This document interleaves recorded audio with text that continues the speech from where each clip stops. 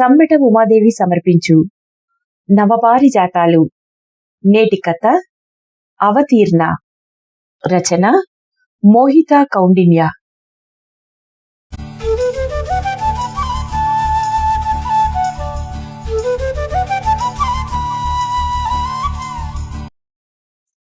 చట్టబద్ధమైన లైంగికాధీనత శుద్ధ తప్పు. John Stuart Mill. ఆ అబ్బాయి బాగుంటాడు. కొంచెం ఎర్రగా ఉండి చురుగ్గా చూస్తుండే ఆ ఆల్చిప్పల్లాంటి కళ్ళు ఎప్పుడు రెప్పకొడతాయో తెలీదు. సూటిగా కొనదేరిన ముక్కు, తిన్నగా వెళ్లమని చెబుతుంటుంది. బీట్రూట్ రంగు ఒత్తైన గిరిజాల జుట్టు, అతను నడుస్తుంటే భుజాల మీదకెగిరిపడుతూ దూకుడు మీదుంటుంది. చిక్కటి పసుపు వన్నె చర్మం కేకు మీద పోసిన కార్మెల్లాగా పారదర్శకంగా ఉన్నట్టుంటుంది. ఆ పొడవాటి వేళ్లు నీటిలో ఇదే బాతుకాళ్లలా చకచకా కదులుతుంటాయి. కొంచెం మందపాటి తేనెలూరే గులాబీ పెదాలు తడితడిగా మెరుస్తుంటాయి. ఇంకా చాలా ఉంది. సిగ్గు లేకుండా ఇలాగే రాసింది, అంగాంగము వర్ణిస్తూ. నాలో అసూయ నిప్పులై మండింది. లావా అయి పొంగింది. పళ్ళు పటపటా నూరాను. ఎంత ధైర్యం దానికి! నా గురించి కాక వేరే వాళ్ల గురించి ఆలోచిస్తుందా? అసలు మాకు పెళ్ళైందని దానికి గుర్తుందా? వద్దన్నా వినకుండా ఉద్యోగం వెలగబెడుతుంది ఇందుకన్నమాట. డైరీని పరుపు మీద గిరాటి వేసి, దిండుని కాలు కింద వేసి కసితీరా తొక్కాను. ఎన్నాళ్ళ నుంచి సాగిస్తుందో ఈ మానసిక రాసరికం. అవర్ గ్లాస్ బాడీ దానిది. నా ఏలైన్ బాడీ బానే ఉంటుందిగా. ఆ వి షేప్ గాడి కోసం దానికెందుకింత తీపరం? ఇంటికి రాని, చెప్తా దాని సంగతి. ఇవాళ వాడో నేనో తేలిపోవాలి. ఒకప్పుడు మా ఇద్దరి ప్రేమలో ఓ పర్వెన్సీ ఉండేది. తన్మయత్వం, సమానత్వం, మూర్ఖత్వం, అమాయకత్వం, పారవస్యం, ఉన్మత్తత. అయితే గత కొన్నేళ్లుగా ఉదాసీనత, నిర్బలత, అనిష్టత, అసహ్యత, రోత. ఏమిటైందో తెలీదు. నోరు తెరిచి చెప్పదు. గట్టిగా అడిగితే ఒకటి అరా కన్నీటి చుక్కలు. ఏడ్చేయొచ్చుగా తేలికపడటం కోసం. ఆహా, తలుచుకుని కుమిలి కుమిలి కుళ్ళి కృంగి కుషించిపోతుందే కాని మాట పలుకు ఉండదు.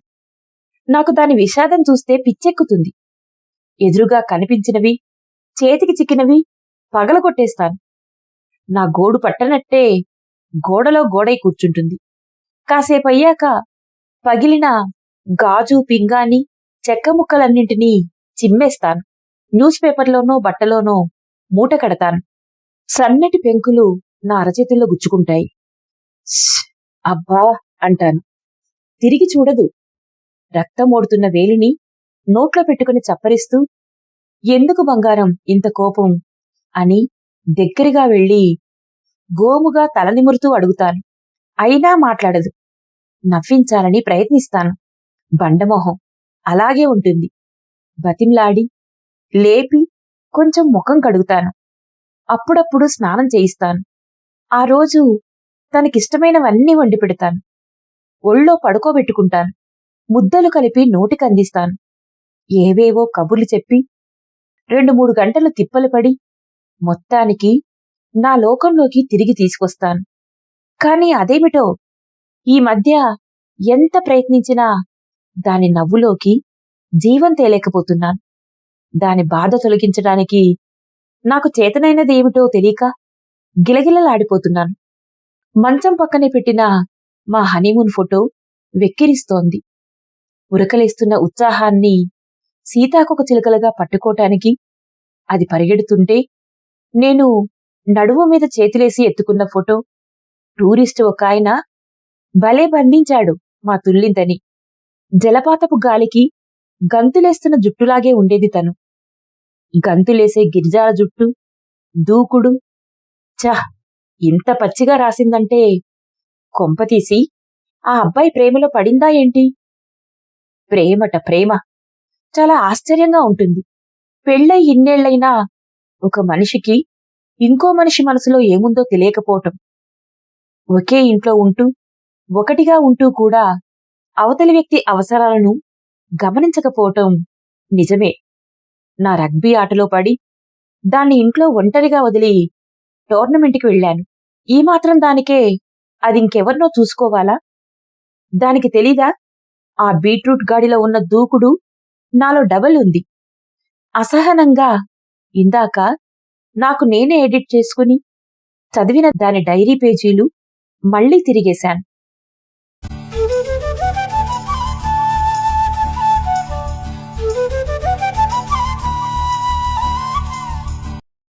ఆ అబ్బాయి బాగుంటాడు. కొంచెం ఎర్రగా ఉండి సూటిగా చూస్తుండే ఆ ఆల్చిప్పల్లాంటి కళ్ళు ఎప్పుడు రెప్పకొడతాయో తెలీదు. వాటికి కాటుక దిద్దాలనిపిస్తుంది. సూటిగా కొనదేరిన ముక్కు తిన్నగా వెళ్లమని చెబుతుంటుంది. దానికి ముక్కుపుడక గుట్టించాలని అనిపిస్తుంది. ఆ తేనె రంగు ఒత్తైన గిరిజాల జుట్టు నడుస్తుంటే ఎగిరెగిరి పడుతూ దూకుడు మీదుంటుంది. దానికి బంగారు కుప్పెలు పెట్టి జడవెయ్యాలనుంటుంది. చిక్కటి పసుపు వర్ణ చర్మం కేక్ మీద పోసిన కార్మెల్లాగా పారదర్శకంగా ఉన్నట్టు ఉంటుంది.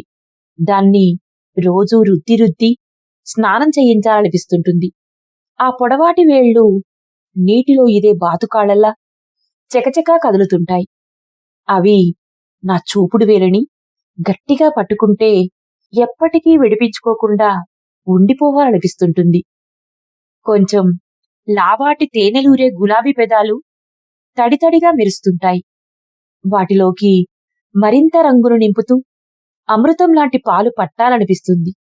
ఆ క్రీగడుపుకి పగడాల మొలనులు చుట్టి ఒక్కో వాక్యం చదివే కొద్దీ నా ముఖంలోకి రక్తం చివ్వునెగుస్తోంది.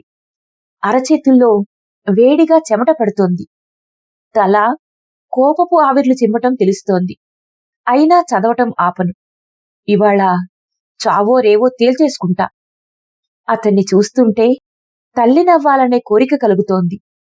ఆకాశంలో ఒక తార కడుపులోకి చేరినట్టు మేను తాకిన మర్మమేదో కనకనమండే నిప్పు కణికల్లో నుంచి సుతిమెత్తటి చల్లటి పల్చటి వెన్నెల్లోకి దూకినట్టు సంపంగి రేకుల పదునైన పరిమళమేదో మనస్సును తడుముతున్నట్టు ఆ స్పర్శకే తనువంతా పులకరించినట్టు అతని సమక్షంలో పేగు కదిలిన భావన. ఆ కదలికను 9 నెలలు మోసినట్టు సౌమ్యతకు మారుగా చర్మం రూపుదిద్దుకుంటున్నట్టు తుది మెరుగులు అద్దిన మమతకు ప్రేమహారతి పడుతున్నట్టు పేగులు తెంచి ప్రాణం పోస్తున్నట్టు ఉలిక్కిపడ్డాను. ఏమిటిది? నేను చదువుతున్నది నిజమేనా? రాత్రి దుప్పటి మీద పొగిలిన స్వప్నాలు, పొరలిన వేదనలు, పగలు పగిలిన సత్యాలు. జీవిత భాగస్వామి చేత వీర్యదానం పొందలేను. తల్లి కావటం ఆడదాని జన్మ హక్కు. అది నాకు ఈ జన్మలో అసాధ్యం. తను పూరించలేని లోటు అది. అయితే నేనేం పాపం చేశాను? ఒక ఆడదాని జీవితంలో బిడ్డ స్థానం భాగస్వామితో భర్తీ అవుతుందా? ఆ ప్రసవ వేదన, బిడ్డ కాలితో తంతే వచ్చే ఆనందం భాగస్వామి కౌగిలించుకుంటే వస్తుందా? ముద్దు పెడితే వస్తుందా? ఆ బోసి నవ్వుల వెన్నెల భాగస్వామి తెచ్చే వజ్రాల హారాల్లో ఉంటుందా? మల్లెమాలల్లో ఉంటుందా?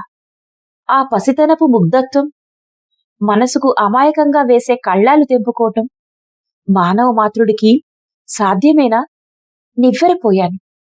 ఇంత దిగ్భ్రాంతి నాకింతవరకు ఎప్పుడూ కలగలేదు. అది ఇంత లోతుగా పిల్లల గురించి ఆలోచిస్తుందని నాకిన్నాళ్ళు తెలియనేలేదు. తనతో చెప్దామంటే ఎప్పటికప్పుడు ఏదో టోర్నమెంట్ వచ్చి పడుతుంది. తన పంచప్రాణాలు దానిమీదే. ఇంకెప్పుడు నాకు సమయం ఇచ్చేది? నా జీవితానికి నిండుదనం అద్దేది మాతృత్వమే అనేది నాకు బాగా గ్రహింపులోకి వచ్చింది. అయితే నేను ఈ ప్రపంచంలో అందరికన్నా ఎక్కువ ప్రేమించే తన వల్లే అది సాధ్యం కానప్పుడు నేను ఆ కోరిక కోరడమే అసమంజసం కదా? 21వ శతాబ్దంలో ఇలా ఆలోచించడం వెనకబాటుతనమేమో. ప్రేమ సంఖ్యల, మాతృత్వ భావనల మధ్య ఉక్కిరి బిక్కిరి అయిపోతున్నాను. ఇద్దరూ ఒకరినొకరు ఎంతగా ప్రేమించి పెళ్లి చేసుకున్నారు. 4 ఏళ్లు గడిచినా పెళ్లి ఇంకా నిన్నా మన్నా జరిగినట్టే ఉంది. అదసలు తనకు పుట్టలేదన్నాడు వాళ్ళ నాన్న. ప్రేమించాను అని చెప్పగానే ముఖం మీద ఉమ్మింది మా అమ్మ. మాతృత్వపు మమతని గుమ్మం దగ్గరే సమాధి చేసింది.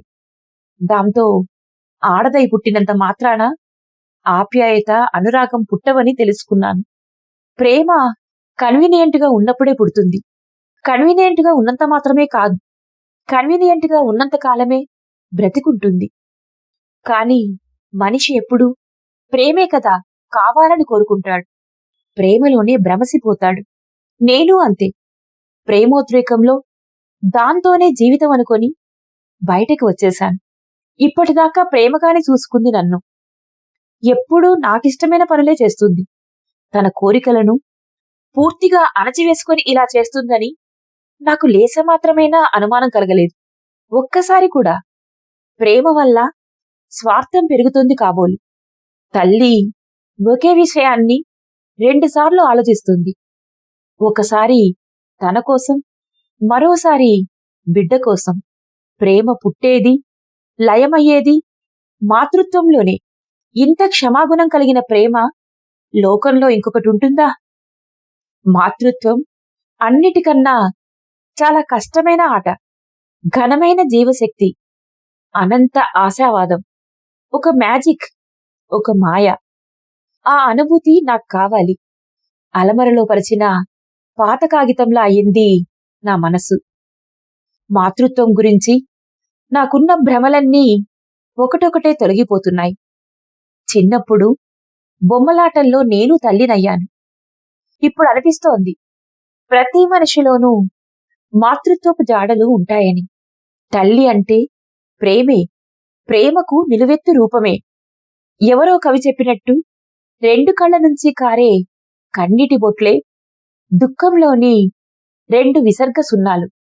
2 2. ఈ సృష్టిలో అన్నీ 2 2 ఎందుకుంటాయి? Plus minus 2. లాభం నష్టం 2.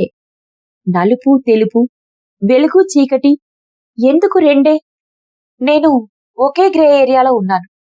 ఈ లోకం ఇప్పుడిప్పుడే గుర్తిస్తున్న ఒక బహిష్కృత ప్రాంతంలో ఉన్నాను. మగవాడి దాష్టికం అంటే నాకు అసహ్యం. 5 ఏళ్ల వయసులో నా మీద జరిపిన పైశాచిక అత్యాచారపు గుర్తులు నా గుండెల మీద రాటు తేలాయి. ఎంత మర్చిపోదామనుకున్నా మర్చిపోలేని ఒక పరమ దుఃఖం. మగతనం మీద ఆ ద్వేషం ప్రతి మగవాడి మీద ప్రతిఫలించింది. పెళ్లి పట్ల కూడా ఆ విషాదం దాని గుండెల్లో గూడు కట్టుకుపోయింది. నేను ఎన్నిసార్లు ఓదార్చినా ప్రయోజనం లేదు. పైకి బానే ఉంటుంది. రోడ్డు మీదనో, మెట్లు ఎక్కేటప్పుడో, మెట్రోలోనో హఠాత్తుగా ఎవరైనా మగవాడు ఎదురైతే బెదురుగొడ్డులా ప్రవర్తిస్తుంది. నాతో కలిసి బయటికి వచ్చినప్పుడు, నేను మంచి మూడ్లో ఉన్నప్పుడు ఈ విషయంగా ఆట పట్టిస్తాను.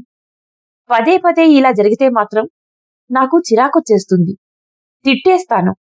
అప్పుడు దాని కళ్ళు ఏడుపు ఆపుకొని ఎర్రగా అయిపోతాయి. నేను చిరాకును మర్చిపోతాను. ఈ ప్రపంచంలో నాకు అది, దానికి నేను తప్ప ఎవరున్నారు? ప్రేమకు ఏ మనిషి అతీతుడు కాదు. సహజంగా నాకు పుట్టిన ప్రేమను ఒక ఆడమనిషి అందుకుంది. సర్వము నువ్వే అని ప్రతిజ్ఞ చేసుకున్నాక నాకు ఇప్పుడు ఈ మాతృత్వపు అత్యాశ పుట్టింది. మాతృత్వం అత్యాశ అనుకుంటోంది. పిచ్చిది. ఆడది తల్లి కావాలంటే మగవాడు కావాలి. నిజమే. కాని అందుబాటులో ఉన్న నేటి వైద్య పద్ధతుల వల్ల ప్రత్యక్ష భాగస్వామ్యం అవసరం లేదు కదా. ఎంత ఖర్చైనా పర్వాలేదు. నేనే దాన్ని ఎలాగైనా తల్లిని చేస్తాను. తల్లి కావాలనే కలలు కనే దాని తపన తెలిసి నా కోపం నెమ్మదిగా కరిగిపోసాగింది. పైపెచ్చు ఈరోజు మా పెళ్లి రోజు. తను ఏదో బహుమతి తెస్తుంది, ఎప్పట్లాగే.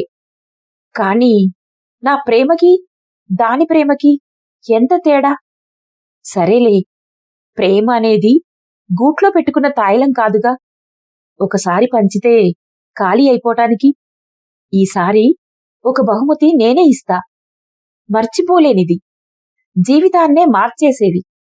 ఒక దృఢ నిశ్చయానికి వచ్చిన నేను మనసుతో పాటు కాళ్ళు పరిగెత్తగలిగితే బాగుండు అని ప్రార్థన చేస్తూ వడివడిగా దాని ఆఫీస్కి వెళ్ళాను.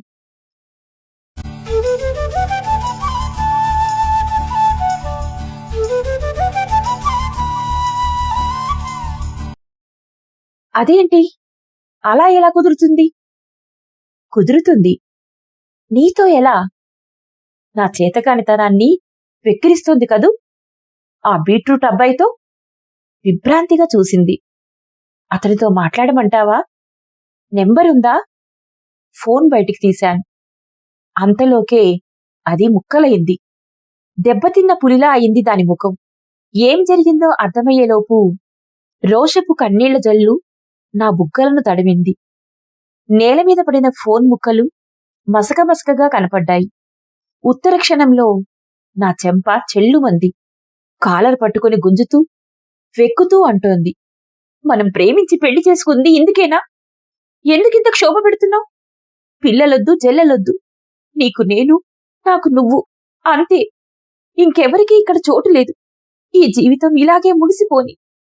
అసలే పెద్దలను ఎదిరించి పెళ్లి చేసుకుని ఎవరికీ కొరగాకుండా ఉన్నాం. మీది కూడా పెళ్లేనా అని తెలిసిన వాళ్లందరూ దెప్పుతున్నారు. ఇప్పుడు పిల్లలు కూడా అంటే లోకం నా మొహాన కాండ్రించి ఉమ్మేస్తుంది. ఆడదానిగా పుట్టడం అంత దురదృష్టం ఇంకొకటి లేదు. నోటికొచ్చిన మాటలన్నీ అంటున్నావు. తల్లిని కావాలనుకొని నీకు కూడా అలసయ్యానా? అసలు ఇవన్నీ నీకెలా తెలుసు? టోర్నమెంట్ నుంచి ఎప్పుడొచ్చావు? నిఘా పెట్టావా నా మీద? నేను నిన్ను ఎప్పటికీ మోసం చేసేదాన్ని కాదు. ఇన్నేళ్లలో నా గురించి ఇంతేనా నువ్వు తెలుసుకుంది? దాని కన్నీరు నా చొక్కాను తడిపేసింది. నాపై దానికున్న ప్రేమ నన్ను నిలువెల్లా ముంచెత్తుతున్నది. కాని దాని ప్రేమ తీవ్రతకు నా నిర్ణయం మరింత బలపడుతోంది. కళ్ళు తుడుచుకుని చెప్పాను, మనం చేస్తున్నది కాపురం, నేరం కాదు. నీ మీద నాకే అనుమానమూ లేదు. తల్లితో తెలివి ఉపయోగించి మాట్లాడతావా? నేను నీతో ప్లెయిన్గానే మాట్లాడుతున్నాను. తల్లివి కావాలనే నీ కోరిక తీర్చి మాతృత్వాన్ని గౌరవించే అవకాశం ఇవ్వమని వేడుకుంటున్నాను. ఇన్నాళ్ళు అది గుర్తించలేకపోయినందుకు నన్ను క్షమించు. విరక్తిగా నవ్వింది. పుట్టిన దగ్గర నుండి ప్రతి దరఖాస్తులో, ధృవపత్రంలో తండ్రి పేరే మొదట అడుగుతారు. అక్కడ నా పేరే రాస్తాను. స్థిరంగా చెప్పాను. చెప్పనైతే చెప్పాను కాని నా ప్రమేయం లేకుండానే కనే బిడ్డను నాదనుకోగలనా? ఆ బిడ్డ కూడా మాలాగే గ్రే ఏరియాలో ఉంటే? ఈ అనుమానం నన్ను పీక్కు తింటున్నది. ఉంటే ఏం? ఉండని. నలుపు తెలుపు చిన్నవి, ఉదారంగు విస్తృతమైనది. ఈ విషయంలో చాలానే తెలుసుకున్నాను. నాకు చిన్నప్పటినుంచి కూడా మగవాళ్లు అంటే ప్రత్యేకమైన దృష్టి ఏమీ లేదు. 2018లో సుప్రీంకోర్టు తీర్పిచ్చిన కేసుని నిశితంగా పరిశీలించాను. ఇంట్లో తెలియకుండా ఓ పేరు మోసిన దేశీ వైద్యుడి దగ్గరికి వెళ్ళాను. ఆయన ఎన్నో విషయాలు చాలా ఓపిగ్గా వివరించి చెప్పారు.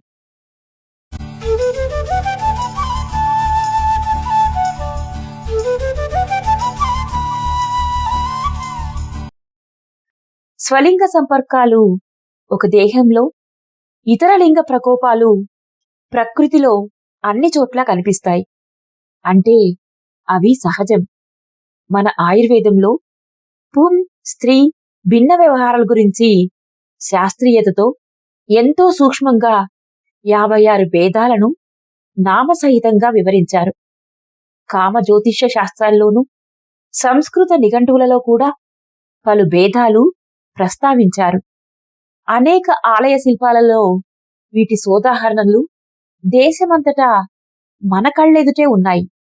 శండులు, వర్షవరులు, సౌగంధికులు, క్లీబులు, కుంభకులు, ఈర్షకులు, నపుంసకులు, అసేక్యులు, శాలీనులు, మోగబీజులు, అక్షేప్తులు, తృతీయ ప్రకృతులు, నిస్సర్గషండులు, అనండులు, పక్షాండులు, వాతరేతసులు, నిస్సందులు, నిర్వేగులు, మందవేగులు, అల్పస్పందులు, సమప్రకృతి స్పందులు, నిష్కృతులు, నిష్ప్రకృతులు, స్త్రీసములు, విషక్రులు, వీటిలో ఏ రెండు భేదాలు ఒకే విధమైనవి కాదు. ఉదాహరణకి శాలీనులు తాత్కాలికంగా మానసిక కారణాల వల్ల ఉత్తేజత పొందినవారు. కళాపూర్ణోదయంలో పింగళి సూరణ శబ్దార్థాన్ని దృష్టిలో ఉంచుకొని సుగాత్రి శాలీనులకు ఆ పేర్లు పెట్టి కథ రూపంలో చికిత్స చెప్పాడు. అంతఃపురంలో ఉద్యోగులుగా పురుషులను నియమించుకునేటప్పుడు విధిగా వారిని కృత్రిమంగా, క్లీబులుగా, స్త్రీసములుగా, బృహన్నలలుగా మార్చటం నాటి రాచరిక పద్ధతి. ఇవన్నీ పురుషులలో స్వాభావికంగా కాని ఇతర కారణాల వల్ల కాని ఏర్పడే నిస్తేజ స్థితిని సూచించే పదాలు. ఇక్కడ ఆడవారికి అన్యాయమే జరిగింది డాక్టర్ గారు.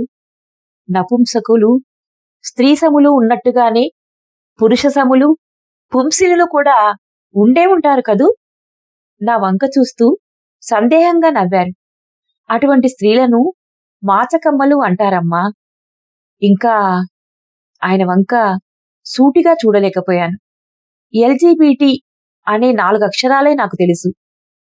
నువ్వడిగిన ఎల్జీబీటీని తెలుగులో అమద్విపోభయనైజులు అందాము.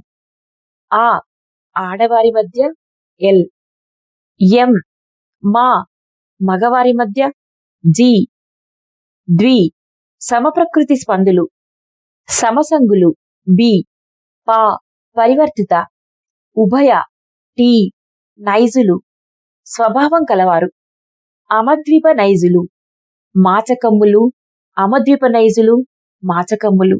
ఆ పదాలు నన్ను ఎన్నో రోజులు వెంటాడాయి.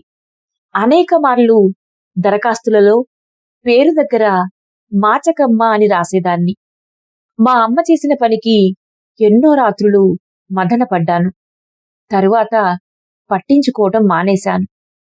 నాలోని ఆడతనాన్ని చంపేశాను. కానీ ఇప్పుడిలా 30 దాటుతున్న ఈ వయసులో నాకు కూడా తల్లి కావాలని అనిపిస్తోంది. తల్లో తండ్రో మాతృభావనకు లింగభేదం ఉంటుందా? ఒకసారి కుండబద్దలయ్యాక నేను మరింక ఆలస్యం చేయలేదు. దానికి రకరకాలుగా నచ్చజెప్పి సరికొత్త సంతాన సాఫల్య కేంద్రానికి తీసుకెళ్లాను.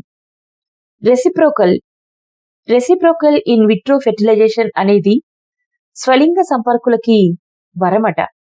ఒక భాగస్వామి అండం అనామక దాత వీర్యంతో ఫలదీకరణం చెందే వరకు జాగ్రత్తగా పరిశోధనాలయంలో ఉంచి చెందాక మరొకరి గర్భంలో ప్రవేశపెడతారట.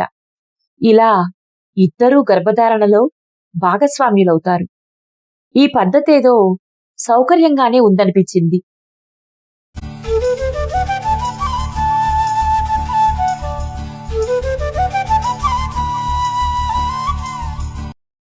బీట్రూట్ రంగు రింగుల చుట్టూ భుజాల మీద ఎగురుతుంటే అందం విరబూసింది. అంత తేలిగ్గా ఒప్పుకుంటాడని అనుకోలేదు. తోటి మనిషి సంతోషానికి తనవంతు సాయమట. మగవాళ్లలో కూడా అప్పుడప్పుడు మంచివారు ఉంటారని ఒక రుజువు. ముగ్గురం కావలసిన సంతకాలు చేశాం. మా విషయంలో గోప్యమేమీ లేదు. వాయిదాల మీద ఫీజు చెల్లించే ఏర్పాటు కూడా చేశాను. ప్రాథమిక పరీక్షలు చేశారు. నా అండాన్ని దాని గర్భంలో నిక్షేపించాలి. మా ఇద్దరికీ ఒకేసారి నెలసరి వచ్చేటట్టు మందులిచ్చారు. దీనివల్ల నా రగ్బీ ఆటకు ఎటువంటి ఇబ్బంది ఉండదని భరోసా ఇచ్చారు. పెరుగుతున్న ఆడ హార్మోన్ల వల్ల నా రూపంలో కొద్దిగా మార్పు వచ్చింది. ఓ నూతనోత్తేజం నా ఒళ్లంతా వ్యాపించింది. ఇంత సంతోషంగా, గర్వంగా, తృప్తిగా అనిపిస్తుందేంటి? జీవితంలో మునుపెన్నడూ కలగనిది. తల్లి కావడం ఇంత మధురమా? ఒక్కో క్షణం, ఒక్కో కావ్యం. మాటల్లో చెప్పలేని ఇంతటి హాయిని నాకిచ్చినందుకు దాని రుణం ఎలా తీర్చుకోగలను? ఒక్కో లైంగిక నైజానికి ఒక్కో అనుభూతి ఉంటుంది. ఒక్కో దానికంటే ఇంకోటి ఎక్కువ కాదు, తక్కువ కాదు. సత్వ రజస్తమో గుణాలు మూడూ కలిసినదే స్త్రీ అని నాకు మొదటిసారిగా అనుభవమైంది. లైంగికత్వాన్ని మించినది వ్యక్తిత్వం అని తెలుసుకున్నాను. విచిత్రంగా మానవత్వం ముందు లైంగిక అస్తిత్వం మటుమాయం అయిపోయింది. 3వ నెలలో ఫెర్టిలిటీ సెంటర్లోంచి బయటికి వచ్చాక దాని కళ్ళల్లోకి కొత్త మెరుపు వచ్చింది. పొట్టను నిమురుకుంటూ నవ్వుతూ నా కళ్ళల్లోకి చూసిన చూపుని 100 జన్మలెత్తినా మర్చిపోగలనా?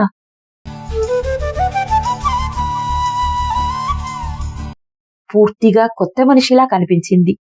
సంతోషం సంద్రమై దాని దేహం నిండా నవకాంతిని పులిమింది. దాని సంతోషం చూసి నాకు ఏదో సరికొత్త శక్తి వచ్చింది. ప్రేమకు వ్యాపించే గుణం ఉందని తెలుసుకున్నాను. ఫెర్టిలిటీ సెంటర్ దగ్గరకే కొత్త కారు డెలివరీ ఇప్పించాను.